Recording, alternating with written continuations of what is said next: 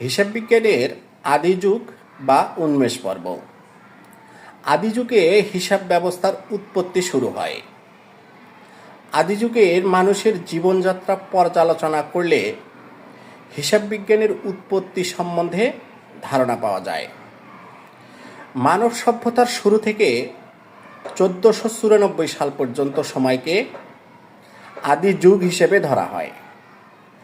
1494 সালে Luka Pacioli নামে রোমে ফ্রান্সিস সম্প্রদায়ভুক্ত এক ধর্মযাজকের লেখা হিসাববিদ্যার প্রথম বই সুম্মা ডি এরিথমেটিকা জিওমেট্রিকা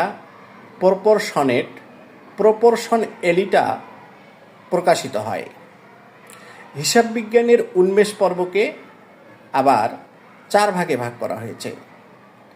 এক হচ্ছে প্রস্তর যুগ, 2 হচ্ছে প্রাচীন যুগ, 3 হচ্ছে বিনিময় যুগ এবং 4 হচ্ছে মুদ্রা যুগ।